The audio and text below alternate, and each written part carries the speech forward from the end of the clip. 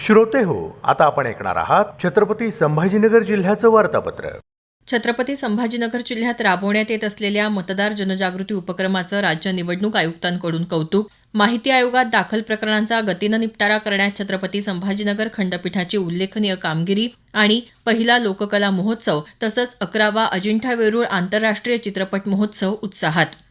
या आणि इतर घडामोडींविषयी ही माहिती.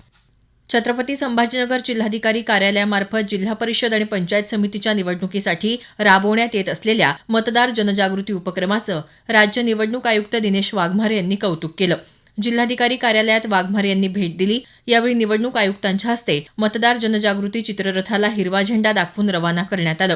मतदारांमध्ये अधिकाधिक जनजागृती करून त्यांना मतदानाचा हक्क बजावण्याचं आवाहन करावं, तसंच मतदानाचा टक्का वाढवण्यासाठी सर्व निवडणूक यंत्रणेनं प्रयत्न करावे, अशी सूचना वाघमारे यांनी केली. छत्रपती संभाजीनगर जिल्ह्यातल्या तब्बल 1,85,000 विद्यार्थ्यांनी एकाच सुरात महाराष्ट्र गीताचं समूहगान केलं असून या उपक्रमाची Asia book of world record आणि इंडिया बुक ऑफ वर्ल्ड रेकॉर्डमध्ये नोंद झाली आहे. दशसूत्री उपक्रमांतर्गत विद्यार्थ्यांच्या मनमनात राष्ट्रप्रेमाची भावना रुजावी या उद्देशानं हा उपक्रम प्रभावीपणे राबवण्यात आला.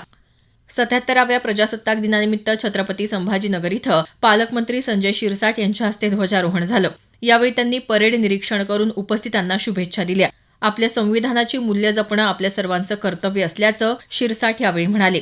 जिल्ह्यात सर्व शाळा महाविद्यालयांसह विविध कार्यालयांमध्ये प्रजासत्ताक दिनानिमित्त विविध कार्यक्रम पार पडले. छत्रपती संभाजीनगर महानगरपालिकेच्या निवडणुकीत मनपाच्या एकूण 115 जागांपैकी भारतीय जनता पक्षानं सर्वाधिक 57 जागा जिंकल्या. शिवसेनेनं 13, शिवसेना उद्धव बाळासाहेब ठाकरे पक्षानं 6, वंचित बहुजन आघाडीनं 4, तर काँग्रेस आणि राष्ट्रवादी काँग्रेस शरदचंद्र पवार पक्षानं प्रत्येकी 1 जागा जिंकली. छत्रपती संभाजीनगर मनपात MIM पक्षाला राज्यात सर्वाधिक 33 जागा मिळाल्या आहेत.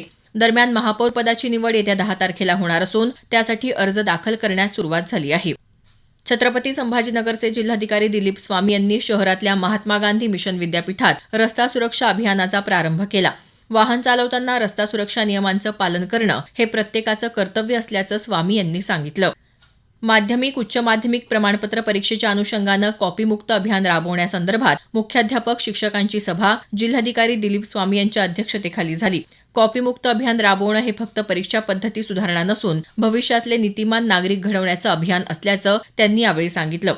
माहिती आयोगात दाखल प्रकरणांचा गतीनं निपटारा करण्यात छत्रपती संभाजीनगर खंडपीठानं उल्लेखनीय कामगिरी केली आहे. 2024 मध्ये खंडपीठानं 14,000 तर 2025 मध्ये 10,783 द्वितीय अपिलांचा निपटारा केला. आयोगाकडे प्राप्त होणाऱ्या तक्रारींच्या निपटाऱ्याच्या प्रमाणात जवळपास 10 पटीनं वाढ झाली असून द्वितीय अपिलांच्या प्रलंबिततेत सुमारे 55% लक्षणीय घट झाली आहे. डॉक्टर बाबासाहेब आंबेडकर मराठवाडा विद्यापीठात पहिला लोककला महोत्सव पार पडला. या महोत्सवाच्या उद्घाटन सत्रात आईबाप, संविधान, प्रेम आणि दुःख या साऱ्या विषयांना कवेत घेणाऱ्या एकाहून एक काव्यरचना लोककवी प्रशांत मोरे यांनी सादर केल्या. या महोत्सवात सर्वसाधारण विजेतेपद यजमान मराठवाडा विद्यापीठाच्या संघानं पटकावलं. विविध विद्यापीठांच्या 63 संघांनी यात सहभाग घेतला होता. मराठी भाषा संवर्धन पंधरवड्यानिमित्त छत्रपती संभाजीनगर इथं पहिलं बालकुमार साहित्य संमेलन घेण्यात आलं. या संमेलनात 300 विद्यार्थ्यांनी कथाकथन, नाट्यछटा, वादविवाद तसंच कवी संमेलनातून सादरीकरण केलं. छत्रपती संभाजीनगर इथं 11वा अजिंठा वेरूळ आंतरराष्ट्रीय चित्रपट महोत्सव उत्साहात पार पडला. उपमुख्यमंत्री अजित पवार यांच्या निधनामुळे साधेपणानं या महोत्सवाचं उद्घाटन करण्यात आलं. यावेळी केवळ पद्मपाणी पुरस्कार ज्येष्ठ संगीतकार पद्मविभूषण इलायराजा यांना प्रदान करण्यात आला. या महोत्सवात सर्वोत्कृष्ट भारतीय चित्रपटासाठीचा सुवर्ण कैलास पुरस्कार परज्जा या कन्नड चित्रपटाला प्रदान करण्यात आला.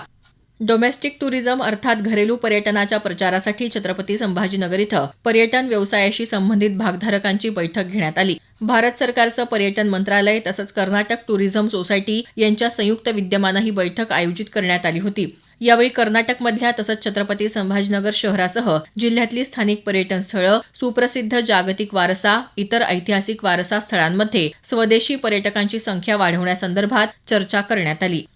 राजमाता जिजाऊ साहेब यांची 428वी जयंती आणि स्वामी विवेकानंद यांची 163वी जयंती जिल्ह्यात उत्साहात साजरी झाली. शहरात यानिमित्तानं वाचन उपक्रम, स्वच्छता अभियान तसंच वृक्षारोपण अभियान राबवण्यात आलं आणि गरजू विद्यार्थ्यांना शैक्षणिक साहित्याचं वाटप करण्यात आलं.